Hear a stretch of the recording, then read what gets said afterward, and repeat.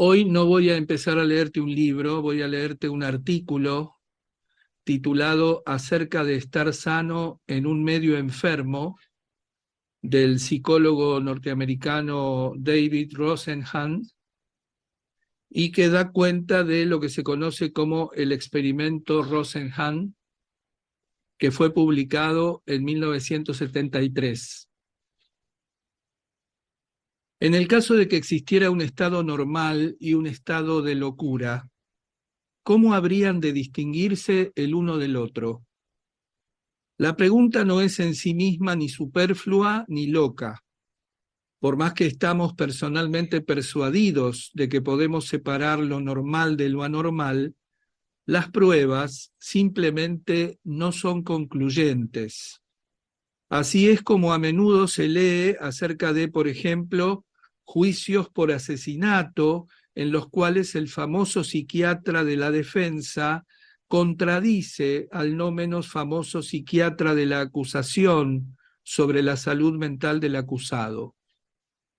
Expresado de manera más general, existe una cantidad de dictámenes sobre la confiabilidad, utilidad y significación de expresiones tales como estar sano, locura, enfermedad mental y esquizofrenia. Benedict ya lo dijo allá por 1934, la normalidad y la anormalidad no son conceptos de validez general.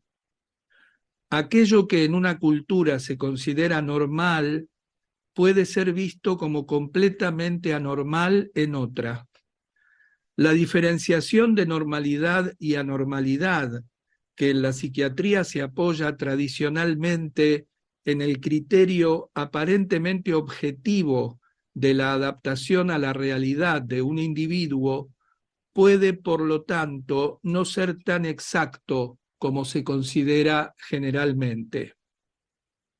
Con esto no deseamos poner en duda que ciertas formas de conducta se apartan de la norma o resultan extrañas. El asesinato se aparta de la norma y lo mismo es válido para las alucinaciones. El hecho de formular estas preguntas no niega tampoco la existencia de la tortura personal, que suele estar unida a una, entre comillas, enfermedad mental. La angustia y la depresión existen, el sufrimiento psíquico existe, pero la normalidad y anormalidad, el estar sano y el estar loco, así como los diagnósticos que se deriven de ello, son posiblemente menos terminantes de lo que se cree generalmente. En el fondo, la cuestión de si es posible diferenciar al mentalmente sano del enfermo y si es posible delimitar las diferentes etapas del estar insano es sencilla. ¿Residen en el propio paciente las características sobresalientes que conducen al diagnóstico? ¿En su medio circundante? ¿O bien en las circunstancias en que los ven los observadores? Desde Bloiler, pasando por Kretschmer y hasta los autores del Manual Diagnóstico Estadístico de la Asociación Psiquiátrica Americana, recientemente revisado, cunde el firme convencimiento de que los pacientes presentan síntomas, que estos síntomas son susceptibles de ser divididos en categorías y que por lo tanto es posible distinguir a los enfermos mentales de los sanos. Sin embargo, últimamente este convencimiento ha sido cuestionado. Basándose parcialmente en reflexiones teóricas y antropológicas, pero también filosóficas, jurídicas y terapéuticas, creció la opinión de que el desciframiento de las enfermedades mentales según puntos de vista psicológicos es, en el mejor de los casos, inútil y en el peor de los casos, francamente perjudicial, que induce a error y es contraproducente. Según este modo de ver, los diagnósticos psiquiátricos solamente existen en el cerebro del observador y no son un resumen válido de características que presenta el observado. Se puede apoyar la decisión de cuál de ambas representaciones es más real, internando personas normales, es decir, personas que no presentan los síntomas de un trastorno psíquico severo y tampoco lo han sufrido nunca, en clínicas psiquiátricas y comprobar si llaman la atención como sanas mentalmente y, en caso de que así sea, ¿por qué? Si se descubriera siempre la salud mental de tales pseudopacientes, ello sería una demostración digna de crédito de que una persona mentalmente sana llama la atención en un medio de enfermos mentales en el que se encuentra. La normalidad, y seguramente también la anormalidad, es suficientemente concluyente como para ser reconocida donde se presente, pues está fundada en la persona misma. En el caso de que la salud mental de los pseudopacientes no fuera descubierta, esto pondría en serios aprietos a los defensores del diagnóstico psiquiátrico tradicional. Suponiendo que el personal de la clínica fuera capacitado, que el pseudopaciente se comportara con la misma normalidad con que lo hace fuera de la clínica, y que anteriormente tampoco hubiera surgido la sospecha de que debía recluírsele en una clínica psiquiátrica, tal resultado inverosímil afianzaría la opinión de que un diagnóstico psiquiátrico revela poco sobre el paciente, pero mucho sobre la realidad en que el observador lo encuentra. Este trabajo describe un experimento de esa clase. 8 personas mentalmente sanas consiguen ser admitidas por medios subrepticios en 12 diferentes clínicas. El procedimiento que condujo a sus respectivos diagnósticos se describe en la primera parte de este trabajo. El resto es una descripción de sus experiencias en las instituciones psiquiátricas. Muy pocos psiquiatras y psicólogos, hasta de entre aquellos que han trabajado en esas clínicas, saben lo que significa una experiencia como esta. Hablan poco con expacientes sobre el particular, seguramente porque desconfían de la información de quienes fueron enfermos mentales. Aquellos que han trabajado en clínicas psiquiátricas tal vez se acostumbraron tan completamente a las condiciones que allí reinan que son insensibles al shock que significaría esta experiencia. Si bien ha habido de vez en cuando informes de científicos que se expusieron a la permanencia en un hospital psiquiátrico, solo permanecieron internados durante periodos breves y muchas veces el personal de la institución estaba al tanto del experimento. Es difícil saber en qué medida fueron tratados como pacientes o como colegas científicos. A pesar de todo, sus informes sobre lo que pasa en un hospital psiquiátrico fueron útiles. Este trabajo amplía tales ensayos. Los pseudopacientes y su medio. El grupo de 8 pseudopacientes era muy heterogéneo. Uno de ellos era estudiante de psicología y tenía algo más de 20 años. Los otros 7 eran mayores y más asentados, entre comillas. Entre ellos había 3 psicólogos, un pediatra, un psiquiatra, un pintor y un ama de casa. 3 de los pseudopacientes eran mujeres y los otros 5 eran hombres. Todos usaron seudónimo para que sus presuntos diagnósticos no pudieran acarrearles luego situaciones embarazosas.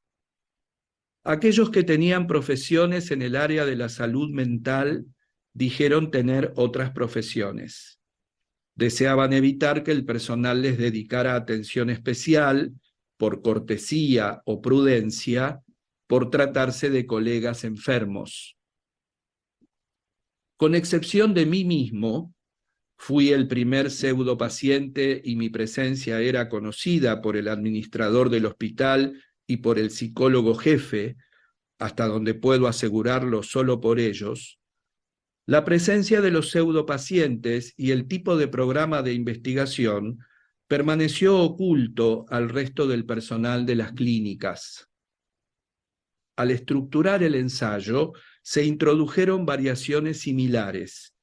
Con el fin de que los resultados tuvieran validez general, se buscó acceso a clínicas muy diferentes.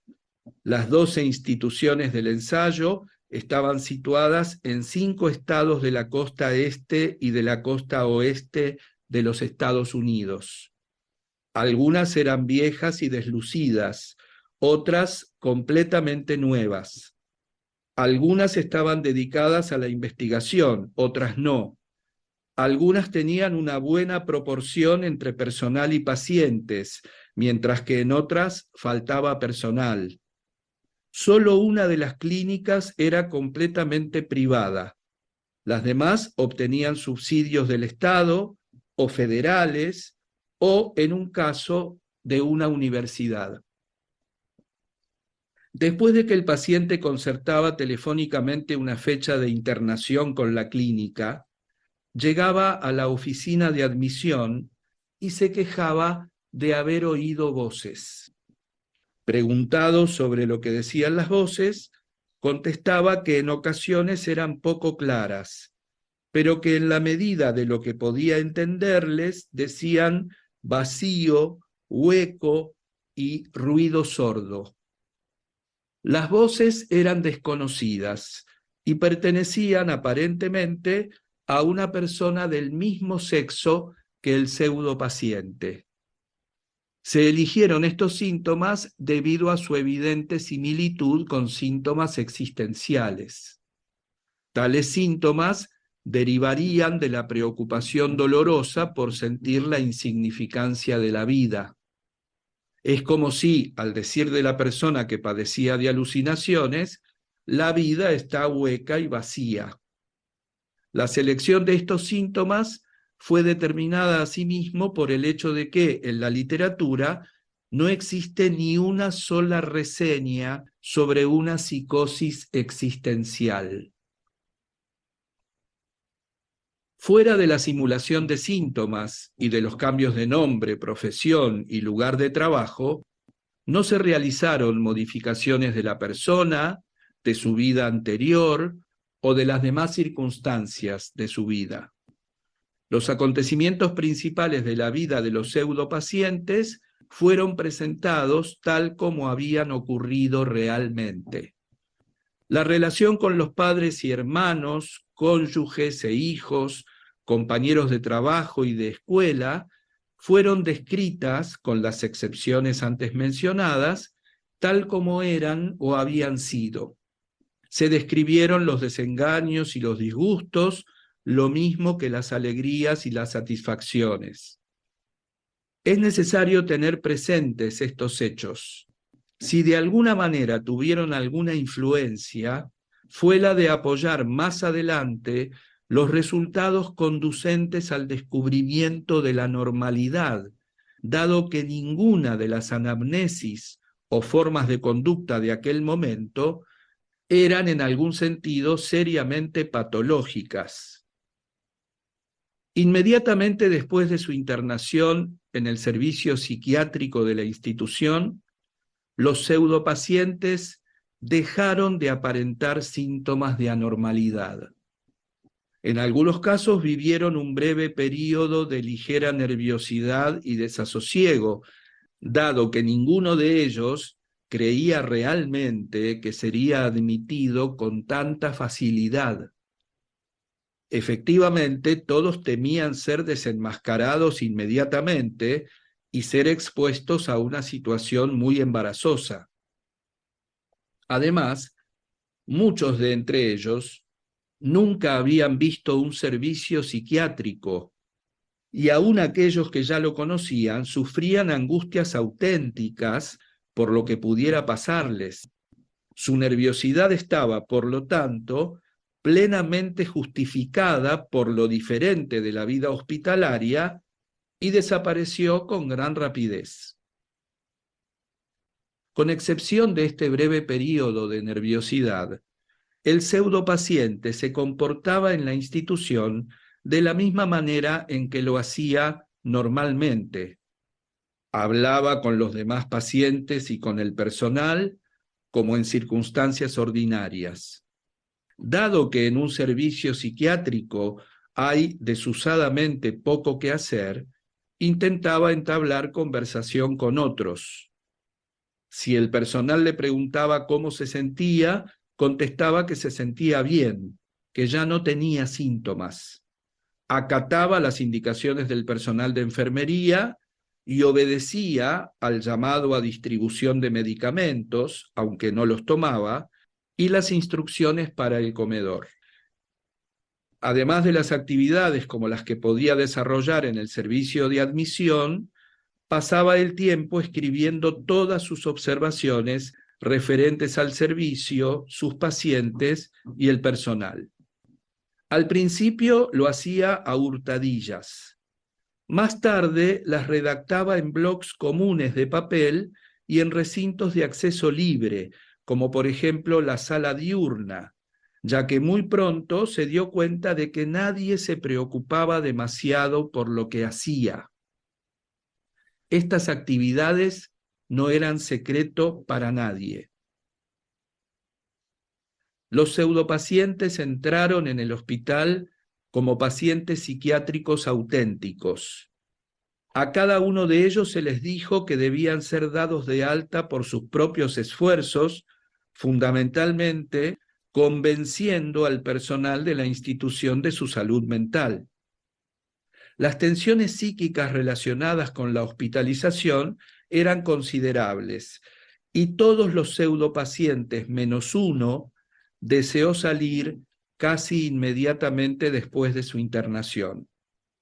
En consecuencia, no solamente se los motivó para que se comportaran normalmente, sino para que se convirtieran en modelos de cooperación. Las enfermeras confirmaron que su conducta no era de ningún modo desagradable. Fue posible obtener estos informes acerca de la mayoría de los pacientes y en ellos se manifestaba unánimemente que los pacientes eran amables y cooperativos y que no presentaban signos anormales. Las personas normales no se detectan como sanas. A pesar del evidente alarde de salud mental, ninguno de los pseudopacientes fue desenmascarado como tal, salvo uno de los casos en el que se diagnosticó esquizofrenia. Todos los demás fueron dados de alta con un diagnóstico de esquizofrenia en remisión.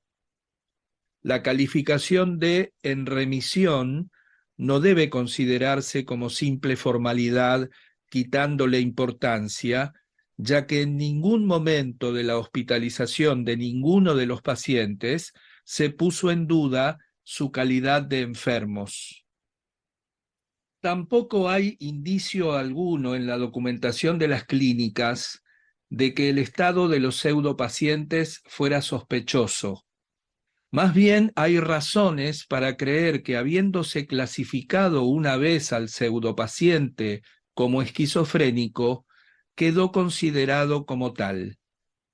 En caso de que se le diera de alta, su afección naturalmente debía estar en remisión, pero no estaba mentalmente sano, y según opinión de la institución, tampoco lo había estado nunca.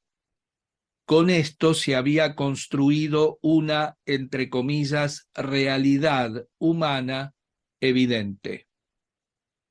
El hecho de que en ninguno de los casos se hubiera reconocido la normalidad mental no puede achacarse a la calidad de las clínicas. Si bien existían considerables diferencias Algunas de ellas tienen fama de ser excelentes. Tampoco puede aducirse que el tiempo no fue suficiente para observar a los pseudopacientes.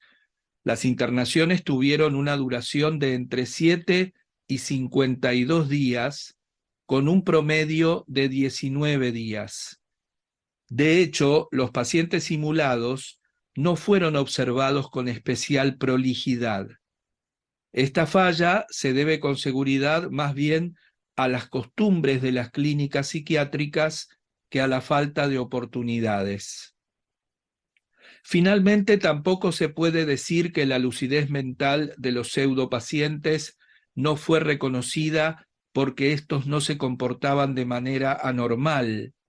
Si bien todos estaban sometidos claramente a una cierta tensión, sus visitas diarias no pudieron descubrir consecuencias serias en su conducta y tampoco los demás pacientes las advirtieron. No era raro que los otros pacientes descubrieran la normalidad de los pseudopacientes. Durante las 3 primeras internaciones, en las que se realizaba aún un estricto control, 35 de un total de 118 pacientes manifestaron en el servicio de admisión esta sospecha.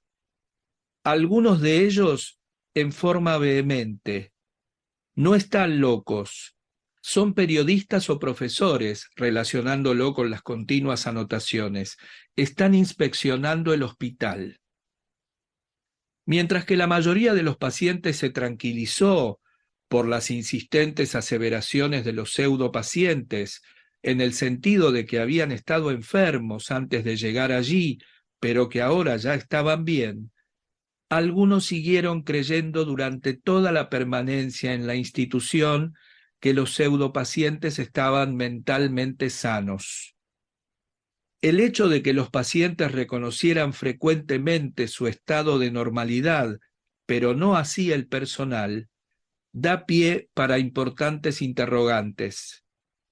El hecho de que la normalidad de los pseudopacientes no fuera descubierta por los médicos durante su permanencia en el hospital puede deberse a que los médicos tienen una fuerte inclinación a lo que los técnicos en estadística llaman error tipo -238. Esto significa que los médicos se inclinan más a considerar enferma a una persona sana, resultado positivo erróneo tipo -2, que sana a una persona enferma, resultado negativo erróneo tipo -1. Las causas de esto no son difíciles de encontrar. Es mucho más peligroso no darse cuenta de la enfermedad que no darse cuenta de la salud. Es mejor errar del lado de la prudencia suponiendo enfermedad aún en los sanos. Pero lo que es válido para la medicina no sirve necesariamente tanto en psiquiatría. Las enfermedades tratadas por la medicina, si bien lamentables, no tienen necesariamente consecuencias fatales. Los diagnósticos psiquiátricos, en cambio, conllevan estigmas personales, jurídicos y sociales. De allí que resultaba importante comprobar si la tendencia a diagnosticar enfermedad mental en los sanos podía ser revisada. En un hospital escuela y de investigación, cuyo personal había tenido noticias de estos resultados, pero que dudaba de que errores tales pudieran ocurrir en su clínica, se organizó el siguiente experimento. Se informó a los colaboradores que en algún momento en el curso de los siguientes 3 meses, uno o varios pseudopacientes intentarían ser admitidos en el hospital psiquiátrico. Se solicitó a cada miembro del cuerpo médico que juzgara a todos los pacientes que se presentaran en la admisión o en el servicio de psiquiatría, considerando la posibilidad de que fueran pseudopacientes. Se utilizó una escala de 10 puntos. Los puntos 1 y 2 de la escala significaban que un enfermo era muy probablemente un pseudopaciente. Se recibieron 193 dictámenes sobre otros tantos pacientes que fueron admitidos para tratamiento psiquiátrico. Se solicitó el juicio de todo el personal que mantenía contacto prolongado o que tenía importante responsabilidad para con el paciente, es decir, asistentes, enfermeras, psiquiatras, médicos y psicólogos. 41 pacientes fueron considerados por lo menos por un miembro del personal como muy probablemente simulados. 23 fueron considerados por lo menos por un psiquiatra como sospechosos y 19 lo fueron por un psiquiatra y por otro miembro del personal. En realidad no fue admitido ningún pseudopaciente durante ese periodo, por lo menos ninguno de mi grupo. El experimento es ilustrativo. Demuestra que la tendencia a clasificar a personas sanas como dementes es reversible en la medida en que haya cosas importantes en juego, en este caso, prestigio y sagacidad diagnóstica. Pero ¿qué se ha de decir sobre aquellas 19 personas de las que un psiquiatra y otro miembro del personal sospecharon que estaban mentalmente sanas? ¿Estaban estas personas en realidad mentalmente sanas? ¿O tendía el personal a cometer errores del tipo -1, es decir, a dar a los locos como mentalmente sanos para evitar la comisión de errores de tipo -2? No hay posibilidad de averiguarlo. Pero una cosa es segura: cualquier procedimiento diagnóstico que es susceptible de cometer errores tan graves con tanta facilidad no puede ser muy confiable. Las clasificaciones psicodiagnósticas se pegan. Más allá de la tendencia a declarar enfermos a los sanos, una tendencia que explica más fácilmente la conducta diagnóstica en la internación que después de una observación más prolongada, los dictámenes se basan en el papel preponderante de la clasificación en la formulación de los diagnósticos psiquiátricos. En cuanto el pseudopaciente ha sido clasificado una vez de esquizofrénico, nada puede hacer para librarse de ese estigma. Se distorsiona profundamente la opinión de otros acerca de él y de su propia conducta. En un sentido estricto, se ha creado así una realidad. Desde cierto punto de vista, estos diagnósticos apenas sí sorprenden, pues desde hace mucho se sabe que las cosas adquieren su significado por el contexto en que se presentan. La psicología gestáltica postula esto vehementemente y Ash demostró que existen características centrales de la personalidad, como por ejemplo caliente en contraposición a frío, tan poderosas que tiñen decisivamente la significación de otras informaciones cuando se trata de hacerse una imagen de determinada personalidad. Enfermo mental, esquizofrénico, maníaco depresivo y loco son seguramente algunas de estas características centrales más fuertes. Tan pronto como una persona es catalogada como anormal, todas sus otras formas de conducta y rasgos caracterológicos se verán teñidos por esta clasificación. De hecho, la clasificación es tan poderosa que muchas de las formas de conducta de los pseudopacientes fueron pasadas por alto o totalmente malinterpretadas con el fin de que correspondieran a la realidad preparada. Algunos ejemplos arrojarán luz sobre lo anterior. Al comienzo de este trabajo hice notar que nada se cambió en la anamnesis y en la posición de los pacientes simulados, salvo el nombre, el lugar de trabajo y, en caso necesario, la profesión. Por lo demás, se ofreció una descripción fiel de la biografía y de las condiciones de vida. Las condiciones de vida no eran psicóticas. ¿Cómo se las hizo coincidir con el diagnóstico de una psicosis? ¿O se modificó el diagnóstico para que se adaptara a las condiciones de vida del pseudopaciente, tal como él las describía? En lo que pude apreciar, el diagnóstico no fue influido en modo alguno por la vida relativamente normal de los pseudopacientes. Más bien ocurrió lo contrario. La imagen de las condiciones de vida fue conformada de acuerdo con el diagnóstico. Un ejemplo claro de una construcción de ese tipo se advierte en el caso de uno de los pseudopacientes, quien tuvo durante su infancia una relación cercana con su madre, mientras que sus relaciones con el padre eran bastante distantes.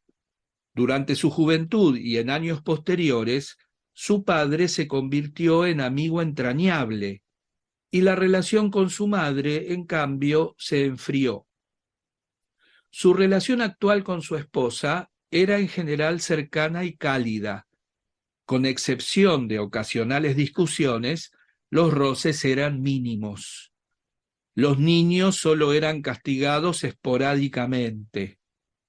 Obviamente no había nada particularmente patológico en antecedentes personales como estos. De hecho, a muchos lectores pudo haberles ocurrido algo parecido sin que ello haya tenido consecuencias funestas. Obsérvese, empero, cómo fueron traducidos tales antecedentes en el contexto psicopatológico. Lo que se transcribe a continuación procede del resumen de la descripción del caso que fue redactada después de dar de alta al paciente. Abre comillas. Este paciente de 39 años tiene antecedentes de larga data de una fuerte ambivalencia en sus relaciones cercanas desde su niñez. La cálida relación con su madre se enfrió luego durante su juventud. Una relación más bien distante con su padre se describe como crecientemente intensa. Falta estabilidad afectiva. Sus intentos por dominar su irritabilidad frente a la esposa y los hijos se ven interrumpidos por arrebatos de ira y, en el caso de los niños, por castigos. Si bien manifiesta tener varios buenos amigos, se siente que también en este sentido subyacen considerables ambivalencias. Cierra comillas. Las características del caso fueron distorsionadas, no intencionalmente por el personal, para llegar a una coincidencia con una difundida teoría sobre el desarrollo de una reacción esquizofrénica. En la relación con los padres, el cónyuge y los amigos, no se había relatado nada ambivalente. En cuanto a lo que atañe a las ambivalencias, seguramente que no eran más fuertes que en todas las relaciones humanas. Es cierto que la relación del pseudopaciente con sus padres cambió con el tiempo, pero en circunstancias normales, esto apenas si sería digno de mención, hasta resultaría previsible. La significación que se adjudicó a sus manifestaciones, es decir, ambivalencia, inestabilidad afectiva, se acuñó definitivamente con el diagnóstico de esquizofrenia. Si se hubiera sabido que el hombre era normal, entre comillas, se les habría adjudicado un significado completamente diferente. Todos los pseudopacientes tomaban en público sus extensas anotaciones. En circunstancias ordinarias, esta conducta hubiera provocado preguntas por parte de los observadores. Y esto es lo que ocurrió entre los pacientes. Como se tenía la absoluta seguridad de que las anotaciones despertarían sospechas, se habían tomado precauciones sofisticadas para sacarlas diariamente del servicio psiquiátrico. Las precauciones resultaron superfluas. Lo más cercano a una pregunta por parte del personal fue lo siguiente. Un pseudopaciente preguntó a su médico qué medicamento se le administraba y tomó nota de la contestación. No necesita anotarlo, se le explicó amablemente. Si no puede recordarlo, simplemente vuélvame a preguntar. Si los pseudopacientes no eran interrogados acerca de sus constantes anotaciones, ¿cómo se interpretaba esa actitud? Los informes de las enfermeras sobre 3 pacientes indican que se lo evaluaba como parte de la conducta patológica. El paciente está ocupado con su costumbre habitual de escribir, dice uno de los informes diarios de la enfermera sobre uno de los pseudopacientes, quien nunca fue interrogado acerca de lo que escribía. Dado que el paciente se encuentra internado en el hospital, tiene que estar psíquicamente trastornado. Y como está trastornado, el escribir constantemente debe ser una manifestación de la patología, quizá una forma de conducta compulsiva que muchas veces está relacionada con la esquizofrenia. Una característica tácita de los diagnósticos psiquiátricos es que buscan la fuente de la confusión mental dentro del individuo y solo rara vez en la multiplicidad de los estímulos que lo rodean. De allí que las formas de conducta provocadas por el entorno sean adjudicadas por lo general erróneamente a la enfermedad del paciente. Valga este ejemplo. Una amable enfermera se cruza con uno de los pseudopacientes mientras éste recorre reiteradamente los largos pasillos del hospital. ¿Nervioso, señor X?, le preguntó. No, aburrido, dijo él. Las anotaciones de los pseudopacientes están llenas de descripciones de conductas de los enfermos que eran malinterpretadas por el personal sin mala intención. A menudo, un paciente pierde los estribos por un miembro del personal, por ejemplo. En estos casos, una enfermera nueva ni siquiera suele preguntar, siquiera superficialmente, por la causa externa de la conducta del paciente. Supone más bien que el arrebato es propio de la enfermedad y no que fue provocado por la interacción con otro empleado. En ocasiones, el personal supone que la familia del paciente, en especial si ha recibido visitas recientemente, u otros pacientes, son los causantes del estallido. Pero nunca ocurre que los empleados piensen que alguien de entre ellos o que la estructura del hospital tuvieran algo que ver con la conducta de uno de los pacientes. Uno de los psiquiatras señaló a un grupo de pacientes que media hora antes de la comida se sentaban delante de la cafetería. Explicó a un grupo de médicos jóvenes que tal conducta era característica de la fijación oral del síndrome. No se le ocurrió que en un hospital psiquiátrico hay poco que sea digno de ser esperado, excepto la comida. Una clasificación psiquiátrica crea una realidad propia y con ello sus propios efectos. Tan pronto como se ha producido la impresión de que el paciente es esquizofrénico, La expectativa es que siga siendo esquizofrénico.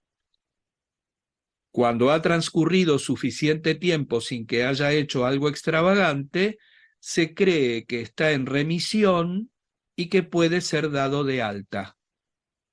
Pero la clasificación lo persigue más allá de los muros de la clínica, con la expectativa tácita de que volverá a conducirse como esquizofrénico. Tal clasificación en boca de profesionales de la psiquiatría influye tanto en el paciente como en sus familiares y amigos, y no es extraño que el diagnóstico actúe sobre todos ellos como una profecía que se autocumple. Finalmente, el paciente mismo acepta el diagnóstico con todas las implicancias y expectativas adicionales y se comporta correspondientemente. Al hacerlo, también él se ha adaptado a esta construcción de una realidad, entre comillas, interpersonal. Las conclusiones finales son muy simples. Del mismo modo en que Ziegler y Phillips demostraron que los síntomas de pacientes, aun a quienes se dio diagnósticos diferentes, coincidían en gran medida, también las conductas de los enfermos mentales y las personas normales se confunden notablemente. La persona sana no es sana constantemente. Somos presa de la ira sin causa razonable. En ocasiones estamos deprimidos o angustiados, también sin causa real. Y quizá no nos llevamos bien con algunas personas, sin saber decir tampoco con exactitud la razón. De la misma manera, los enfermos mentales no están constantemente locos. Los pseudopacientes tuvieron efectivamente la impresión, al convivir con ellos, de que eran normales por largos períodos y que la conducta extravagante en que se basaba su diagnóstico solo representa una pequeña parte de su conducta total. Así como no es razonable que a raíz de una depresión ocasional seamos clasificados como permanentemente depresivos, se necesitarán mejores pruebas que las utilizadas en la actualidad para clasificar a todos los pacientes como enfermos mentales o esquizofrénicos sobre la base de formas de conducta o percepciones extravagantes. Según ya lo dijera Michel, resulta más útil limitar nuestro debate a formas de conducta, a los estímulos que las provocan y a los síntomas concomitantes. No resulta claro por qué se crean evaluaciones extremas de la personalidad, tales como loco o enfermo mental. Cuando los orígenes y los estímulos que desencadenan una conducta no son claros o son desconocidos, o cuando la conducta nos parece imposible de influir, es comprensible que sean adjudicadas a la persona en cuestión. Cuando en cambio los orígenes y los desencadenantes son conocidos y explicables, la discusión se limita a la conducta misma. Yo puedo, por ejemplo, tener alucinaciones porque estoy durmiendo o porque he tomado un medicamento determinado. En estos casos se las denomina alucinaciones inducidas por el sueño o sueños, o bien alucinaciones inducidas por la medicación. Si en cambio los estímulos para mis alucinaciones no son conocidos, se habla de locura o de esquizofrenia, como si esta interpretación fuera tan clara como la otra.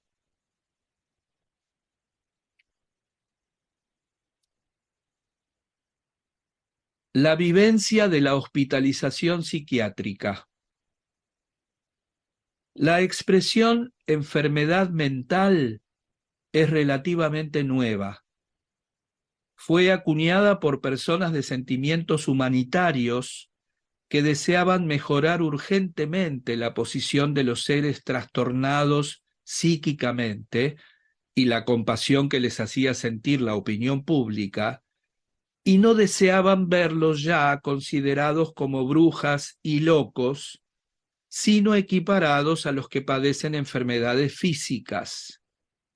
Por lo menos en parte tuvieron éxito, porque la terapia de los enfermos mentales se ha mejorado considerablemente en el curso de los últimos años. Pero si bien la terapia ha progresado, resulta dudoso que la gente considere en un pie de igualdad a los enfermos mentales y a los que padecen enfermedades físicas. La fractura de una pierna es recuperable, pero la enfermedad mental dura presuntamente toda la vida. Una pierna fracturada no amenaza al observador, pero un esquizofrénico enloquecido. Existen muchas pruebas de que la actitud frente a los enfermos mentales está caracterizada por el temor, la hostilidad, la desconfianza y el horror. Los enfermos mentales son los parias de la sociedad. El hecho de que estos sentimientos se encuentren en la generalidad de la población quizá no sea sorprendente, aunque causa consternación. Pero el hecho de que también los profesionales, asistentes, enfermeras, médicos, psicólogos y trabajadores sociales, quienes tienen trato con enfermos mentales y les administran las terapias, sean presa de los mismos sentimientos, resulta sustancialmente más inquietante. En primer lugar, porque tales actitudes causan daño, y en segundo, porque no son intencionales.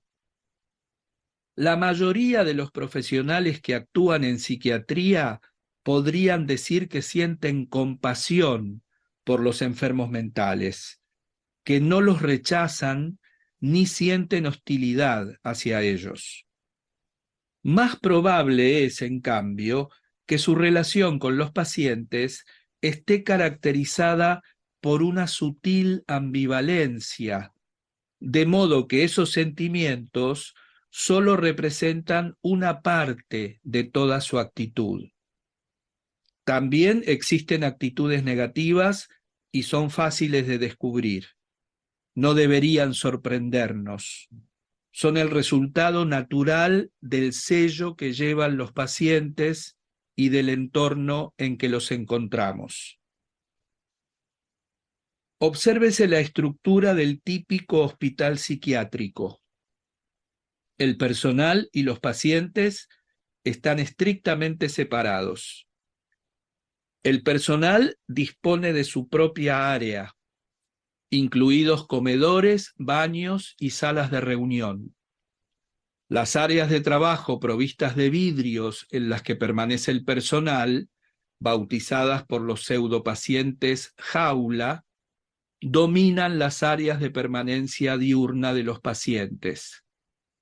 Los profesionales emergen de allí, en primer lugar, para cumplir tareas tales como reparto de medicamentos, dirigir una terapia individual o de grupo, ilustrar o censurar a un paciente.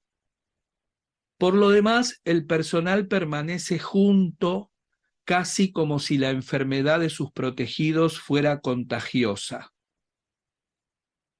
La separación entre pacientes y personal suele ir tan lejos que en 4 clínicas públicas en las que se intentó medir en qué medida se mezclaban ambas partes, el tiempo pasado fuera de la jaula de personal debió servir como medida de trabajo. Si bien no todo el tiempo pasado fuera de la jaula estaba dedicado al trato con los pacientes, por ejemplo, los asistentes aparecían ocasionalmente en la sala diurna para echar una mirada, Este fue el único camino para obtener datos confiables para la medición del tiempo.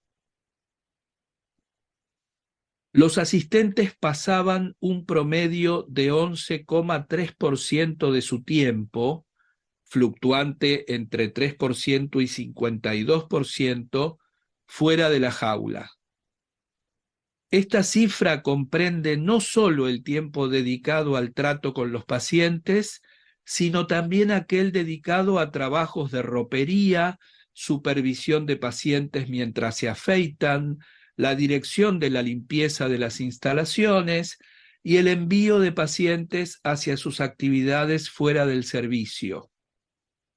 Era bastante raro encontrar un asistente que pasara su tiempo conversando con los pacientes o jugando con ellos. No se pudo determinar el porcentaje de tiempo que pasan las enfermeras con sus pacientes, dado que sus permanencias fuera de la jaula eran muy breves. En lugar de eso, contamos cuántas veces aparecían fuera de su reducto. Las enfermeras diurnas salían un promedio de 11,5 veces por turno, incluida la vez que abandonaban el servicio definitivamente, entre 4 y 39 veces. Las enfermeras del último turno diurno y del nocturno se presentaban aún menos veces. Aparecían un promedio de 9,4 veces por turno, entre 4 y 41 veces. Faltan los datos referentes a las enfermeras del último turno de la noche, quienes toman servicio ordinariamente después de medianoche y se quedan hasta las 8 de la mañana, dado que los pacientes dormían durante la mayor parte de ese tiempo.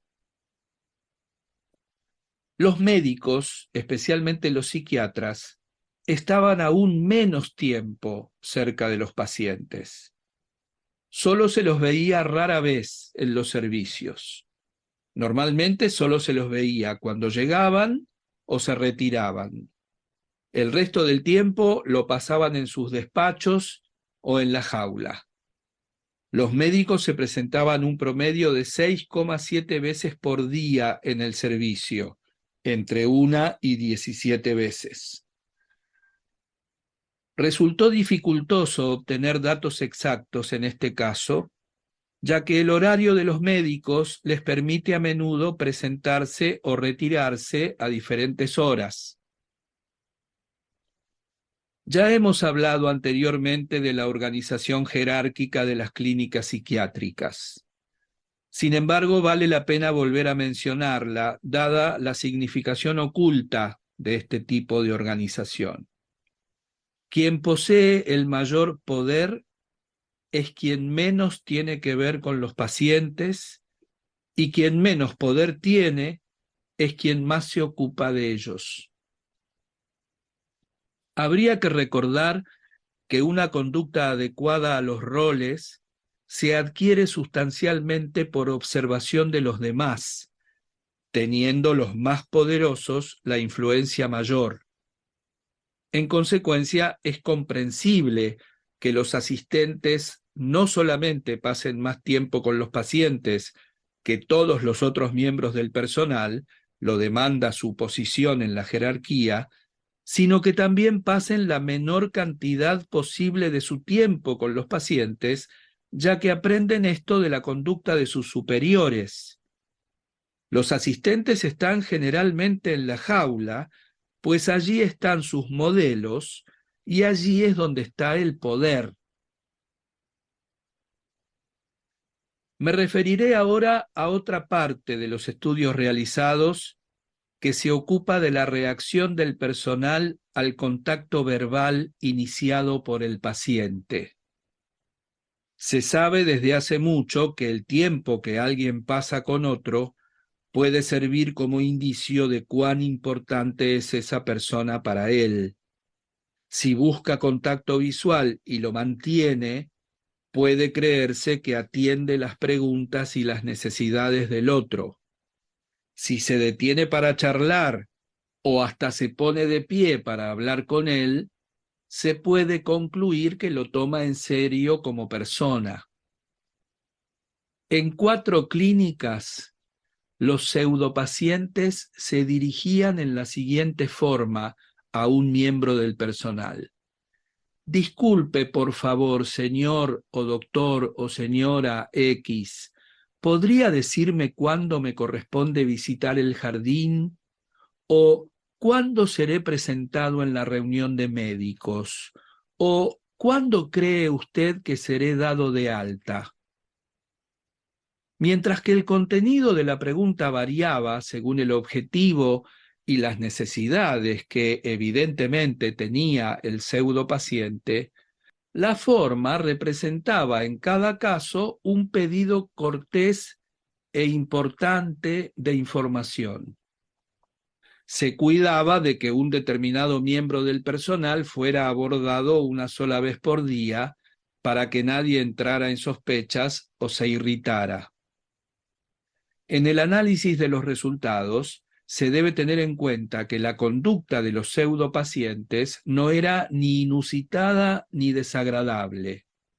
Se podía mantener con ellos siempre una conversación razonable. Los resultados de estos ensayos se han volcado en el cuadro 1, habiéndose indicado por separado los datos correspondientes a los médicos en la columna 1 y los de las enfermeras y asistentes en la columna 2. Las diferencias menores entre las 4 clínicas se perdieron completamente en vista de la medida en que el personal evitó consentir el contacto verbal iniciado por los pacientes. La reacción más frecuente fue por lejos o bien una breve respuesta a la pregunta arrojada al pasar con la cabeza desviada hacia otro lado, o ninguna respuesta. El encuentro se desarrollaba frecuentemente de la siguiente extraña manera. Pseudopaciente. Disculpe, por favor, doctor X, ¿podría decirme cuándo podré visitar el jardín? Médico. Buenos días, Dave. ¿Cómo se encuentra hoy? Sigue su camino sin esperar respuesta. Resulta interesante comparar estos resultados con los que se obtuvieron hace poco en la Universidad de Stanford.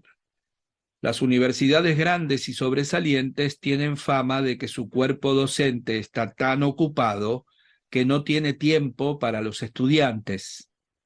Para nuestra comparación, una joven se acercó a un miembro del cuerpo docente que iba solo y muy resuelto al parecer a su clase y le formuló las siguientes 6 preguntas. 1. Disculpe, por favor, ¿podría indicarme cómo se va al decanato en la Facultad de Medicina al Centro de Investigaciones Clínicas? 2.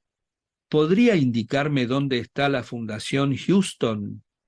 No existe tal fundación en la Universidad de Stanford. 3. ¿Enseña usted aquí? 4. ¿Cuál es el trámite de inscripción? 5. ¿Es difícil ingresar? 6. ¿Hay apoyo económico? Voy a describirte el cuadro 1, que es el único que hay en este informe. Contactos iniciados por los pseudopacientes con psiquiatras, enfermeras y asistentes en comparación con los iniciados con otros grupos. Tenemos la iniciación de contacto verbal en clínicas psiquiátricas de psiquiatras, enfermeras y asistentes, en área universitaria menos medicina, cuerpo docente, en centros de investigaciones clínicas de la universidad, médicos, a la pregunta busca un psiquiatra, busca un especialista en enfermedades internas o sin comentarios. Reacciones. ¿Sigue caminando con la cabeza desviada? 71% psiquiatras, 88% enfermeras y asistentes, 0% en todo el resto de las categorías. Acepta contacto visual, psiquiatras 23%, enfermeras y asistentes 10%. En centros de investigaciones clínicas a médicos busca un psiquiatra el 11%, el resto 0%. Se detiene brevemente y charla, psiquiatras 2%, enfermeras y asistentes 2%, a médicos busca un psiquiatra 11%, sin comentarios 10%. Al resto, cuerpo docente o busco un especialista en enfermedades internas, 0%. Separa y charla. Psiquiatras, 4%. Enfermeras y asistentes, 0,5%. Cuerpo docente, 100%. A médicos, busco un psiquiatra, 78%. Busco un especialista en enfermedades internas, 100%. Sin comentarios, 90%. Promedio de las preguntas contestadas de entre 6 preguntas que no se formularon en las clínicas psiquiátricas, 6 en cuerpo docente, a médicos busco un psiquiatra 3,8, busco un especialista en enfermedades internas 4,8, sin comentarios 4,5. Número de personas que contestaron, psiquiatras 13, enfermeras y asistentes 47, cuerpo docente 14, médicos a busco un psiquiatra 18, a busco un especialista en enfermedades internas 15, sin comentarios 10. Número de ensayos, con psiquiatras 185, enfermeras y asistentes 1283, cuerpo docente 14, a médicos busco un psiquiatra 18, busco un especialista en enfermedades internas 15, sin comentarios 10. Si esta descripción del cuadro te resulta confusa, podés buscar en la web el artículo acerca de estar sano en un medio enfermo, David Rosenhan, y vas a encontrar varios PDF. Ahí vas a tener el cuadro. Podés volver a 58 minutos 49 segundos y escucharme siguiendo el cuadro. Como se advierte en el cuadro 1, columna 3, todas las preguntas fueron contestadas. Sin importar el apuro que tenían los interrogados, no solamente todos mantuvieron el contacto visual, sino que se detuvieron para hablar. Muchos de los interrogados hasta hicieron un rodeo para indicar el camino o para acompañar a la interrogadora hasta la oficina buscada para averiguar dónde se encontraba la Fundación Houston o para conocer las posibilidades de ingreso a la universidad. Resultados similares se obtuvieron en el hospital, según se consigna igualmente en el cuadro 1, columnas 4, 5 y 6. También en este caso la joven tenía preparadas 6 preguntas. Después de la primera pregunta comentó empero a 18 de sus ocasionales interlocutores, columna 4, estoy buscando un psiquiatra, y a otros 15 de ellos, columna 5, estoy buscando a un especialista en enfermedades internas. Al dirigirse a otras 10 personas, no agregó explicación alguna, véase columna 6. El porcentaje general de contestaciones de cooperación fue sustancialmente superior en el grupo universitario que para los pseudopacientes internados en las clínicas psiquiátricas. Sin embargo, dentro de la Facultad de Medicina se notaron diferencias. En cuanto la joven insinuaba que andaba en busca de un psiquiatra, obtuvo menos apoyo que cuando decía que buscaba a un médico especialista en enfermedades internas. Impotencia y despersonalización. El contacto visual y la comunicación verbal reflejan el interés y el desarrollo de la personalidad. La falla de ambos significa evitación y despersonalización. Los resultados que he presentado hasta ahora no corresponden a los numerosos incidentes que se acumularon diariamente en lo atinente a destrucción de la personalidad y evitación. Poseo testimonios escritos de pacientes que fueron castigados por el personal por haberse atrevido a iniciar un contacto verbal. Durante mi experiencia, por ejemplo, un paciente fue abofeteado en presencia de otros enfermos por haberse acercado a un asistente y decirle: "Usted me gusta".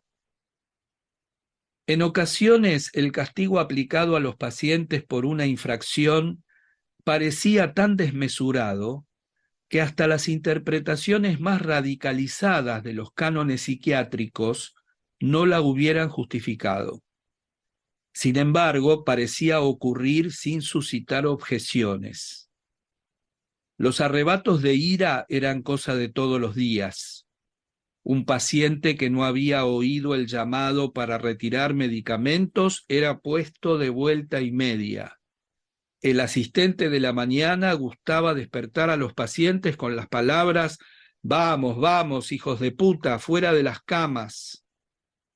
Ni los relatos ni los hechos desnudos pueden transmitir el avasallante sentimiento de impotencia que embarga a una persona constantemente expuesta a la destrucción de su personalidad en un hospital psiquiátrico.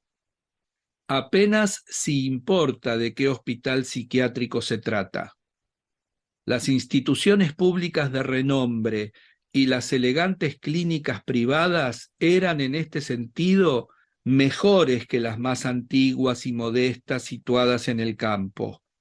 No obstante, es necesario decir que las características que eran comunes a todas las clínicas psiquiátricas invalidan de lejos las aparentes diferencias. La impotencia aparece en todas partes. Como consecuencia de su internación psiquiátrica, el paciente es desprovisto de muchos de sus derechos legales y, en base a su clasificación psiquiátrica, pierde credibilidad. Su libertad de movimiento se limita. No puede establecer relación con el personal, solo puede responder si éste se acerca. Prácticamente no existen esferas privadas. Las habitaciones y los objetos de propiedad de los pacientes pueden ser visitados o revisados por cualquier miembro del personal y por cualquier motivo. Los detalles de su vida anterior y sus angustias son accesibles a toda persona que quiera leer su historia clínica, sin tomar en cuenta si el lector tiene que ver terapéuticamente con el paciente. A veces incluso lo hace cualquier ayudante voluntario. Su higiene personal y hasta su función intestinal es vigilada en ocasiones, por lo que los baños no suelen tener puertas. Por momentos, la despersonalización adquiría ribetes tales que los pseudopacientes tenían la sensación de ser invisibles, o por lo menos indignos de ser tomados en cuenta. Después de la admisión, fui sometido, al igual que los otros pseudopacientes, a una primera revisación física en un recinto semipúblico. Otros miembros del personal se dedicaban a sus asuntos como si no existiéramos. En el servicio, los asistentes sometían a los pacientes a insultos y en ocasiones a severos maltratos corporales a la vista de otros pacientes. Algunos de los que observaban, los pseudopacientes, anotaban todo. Los maltratos, sin embargo, cesaban inmediatamente cuando llegaba otro miembro del personal. Los empleados de las clínicas son testigos de cuidado, los pacientes no.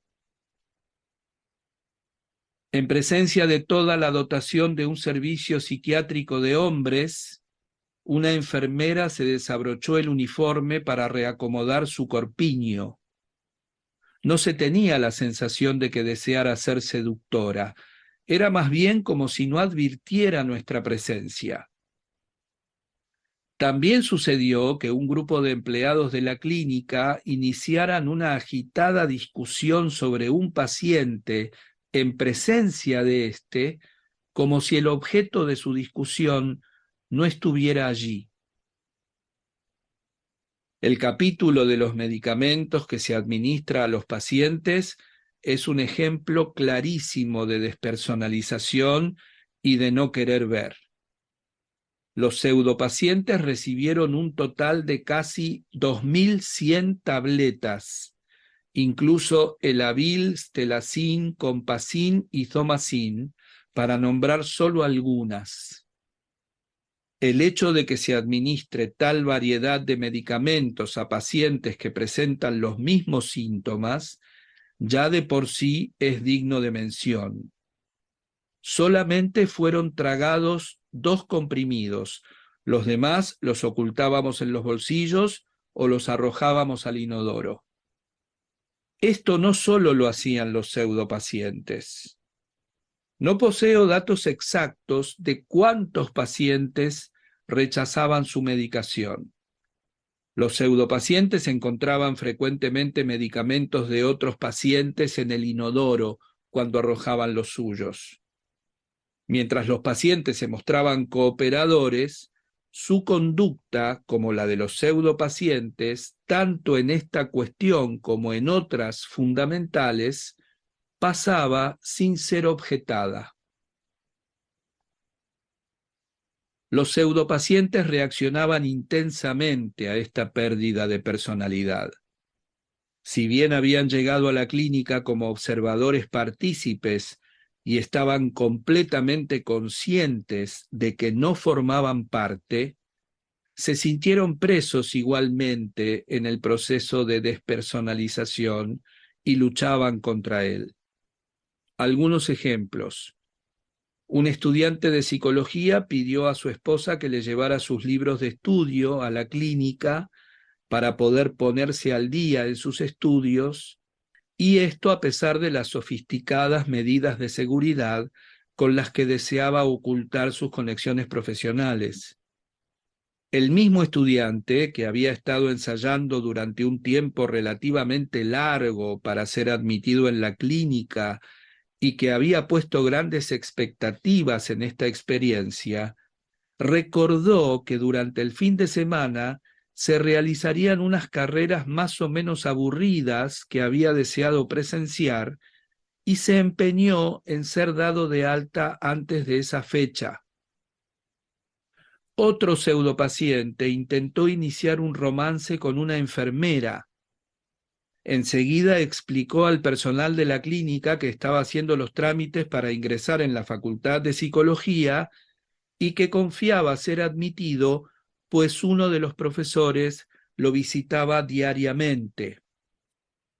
La misma persona inició una psicoterapia con otros pacientes, todo con el único fin de ser persona en una realidad impersonal. La fuente de la despersonalización. ¿Cuáles son las causas de la despersonalización? Ya he mencionado 2. En primer lugar, es la actitud que tenemos todos, incluidos los terapeutas y asistentes, frente a los enfermos mentales. Una actitud que está caracterizada por una parte por el temor, la desconfianza y las expectativas horribles, y por otra por propósitos bien intencionados. Nuestra ambivalencia lleva, en este caso como en otros, a la proscripción. En segundo lugar, y no completamente independiente de lo anterior, la estructura jerárquica del hospital psiquiátrico contribuye a la despersonalización. Los que están en lo alto de la jerarquía son los que menos tienen que ver con los pacientes, y su conducta influye la de los demás colaboradores.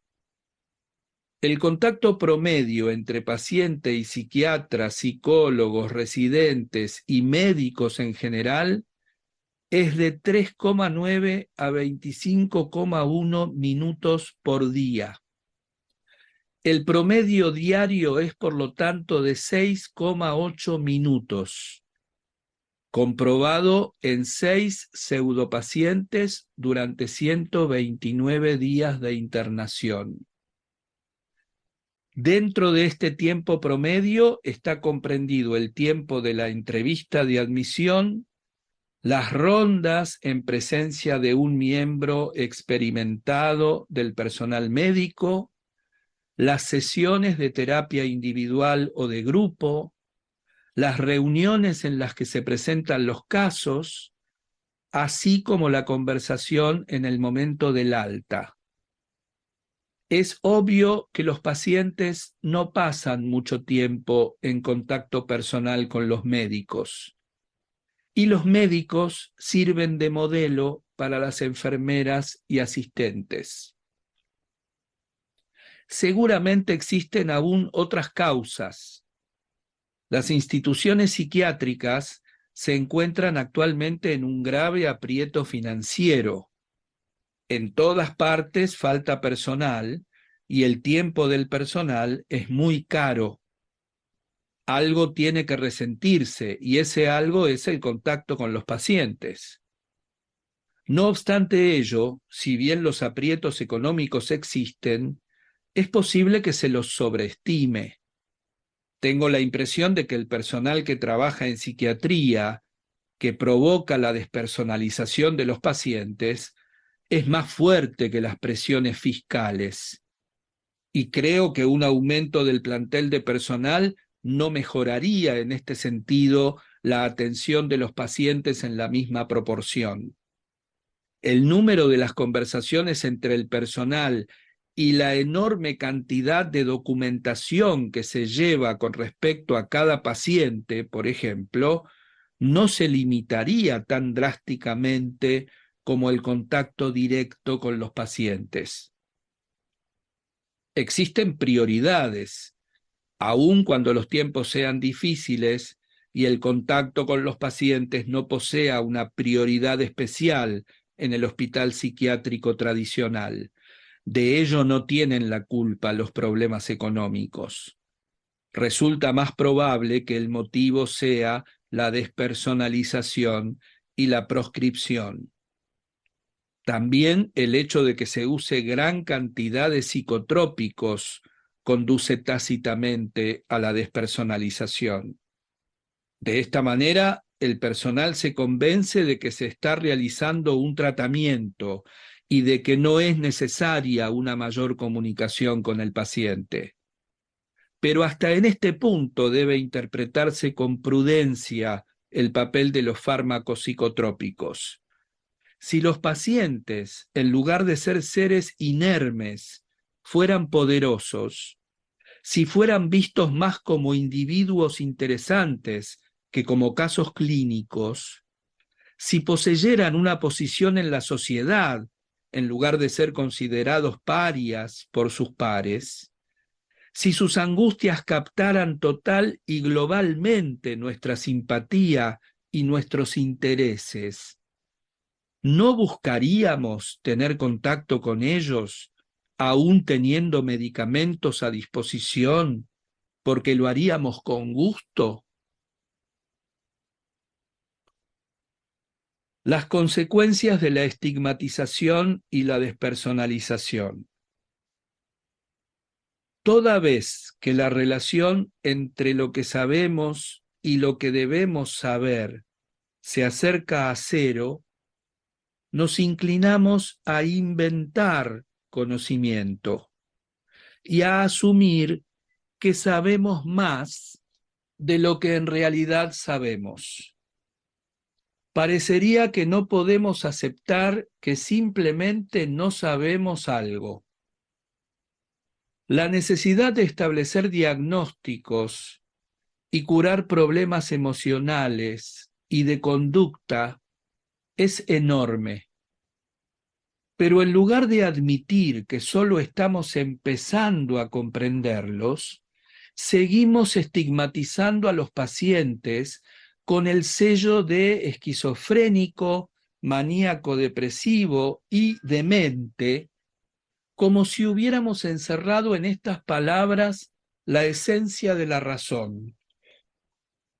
En realidad, sabemos desde hace mucho tiempo que a menudo los diagnósticos no son ni adecuados ni confiables. A pesar de todo, seguimos sirviéndonos de ellos.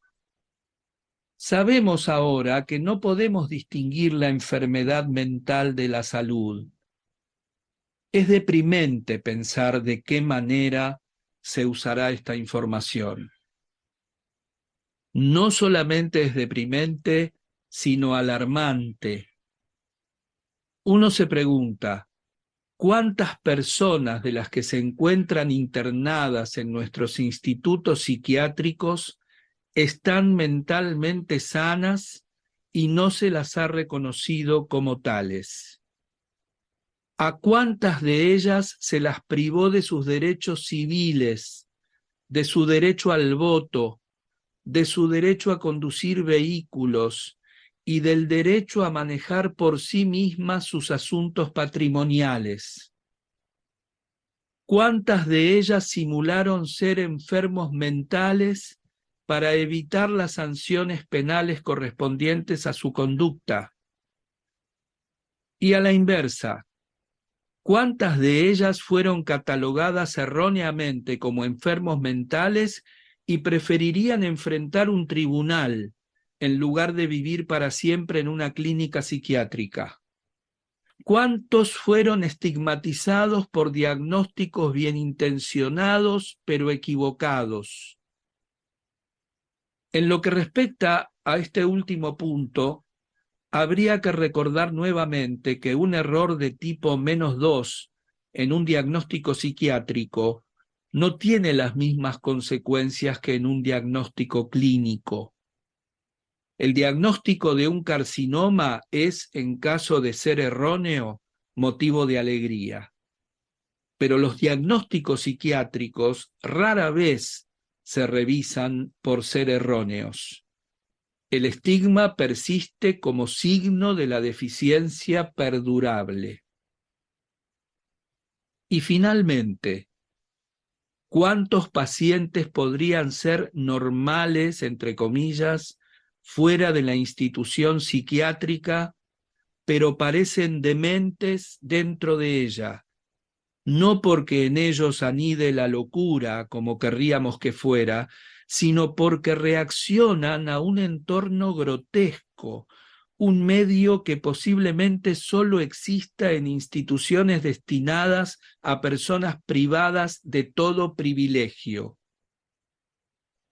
Goffman denomina envilecimiento al proceso de adaptación en tales instituciones. Una expresión apropiada que incluye el proceso de despersonalización que he descrito aquí. Si bien no se puede asegurar que las reacciones de los pacientes simulados a estos hechos sean típicas para todos los internados, hay que considerar que todos ellos no eran pacientes auténticos. Es difícil de creer que estos procesos de adaptación a una institución psiquiátrica suministren formas de conducta y de reacción útiles para la vida fuera. Resumen y conclusiones. Es evidente que en las clínicas psiquiátricas no es posible distinguir las personas sanas de los enfermos mentales. La propia institución crea una realidad especial en la cual el significado de las formas de conducta muchas veces es malinterpretado. La consecuencia para los pacientes que permanecen en tal medio, es decir, el de la impotencia, la despersonalización, el aislamiento, la humillación y la desvalorización, indudablemente no pueden favorecer la terapia. Sigo aún ahora sin entender lo suficiente del asunto como para proponer soluciones. Pero hay dos cosas que son alentadoras. La primera es el hecho de que se están creando cada vez mayor número de instituciones psiquiátricas comunales, centros de intervención durante una crisis, escuelas de autorrealización y centros de terapia para problemas de conducta. Si bien estas últimas tienen bastante que luchar con sus propios problemas, evidentemente tienden a evitar clasificaciones psiquiátricas, a concentrarse en problemas y formas de conducta específicos y dejan al individuo en un medio relativamente inofensivo. Con toda seguridad, nuestra actitud frente a estos desdichados se distorsionará tanto menos cuanto más dejemos de mandarlos al manicomio. El riesgo de una actitud distorsionada me parece siempre presente, dado que somos sustancialmente más sensibles a la conducta y a las formas de expresión de una persona que a los sutiles estímulos que se relacionan con ellas y que a menudo las favorecen. Aquí se trata de un problema de magnitudes, y la magnitud de la distorsión es, como he demostrado, muy grande en situaciones extremas, como lo es la permanencia en un hospital psiquiátrico. El segundo hecho que podría ser prometedor se refiere a la necesidad de afinar la sensibilidad de aquellos que trabajan o investigan en el área de la psiquiatría frente a la Catch-22 position. A algunos que investigan o actúan, prácticamente podría bastar la lectura de material sobre este asunto. Para otros sería de inestimable valor vivir personalmente el shock de una permanencia en una clínica de enfermos mentales. De cualquier manera, seguir investigando la psicología social de tales instituciones totalitarias servirá tanto para facilitar el tratamiento como para profundizar el conocimiento.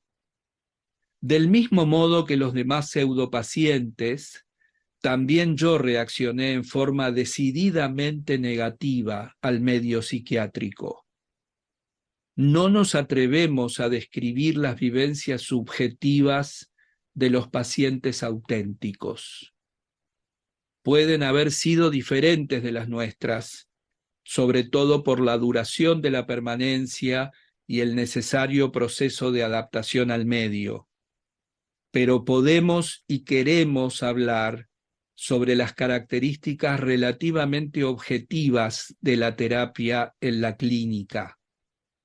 Sería un error, y podría decirse que un error muy lamentable, suponer que lo que nos ocurrió sucedió por maldad o estupidez del personal.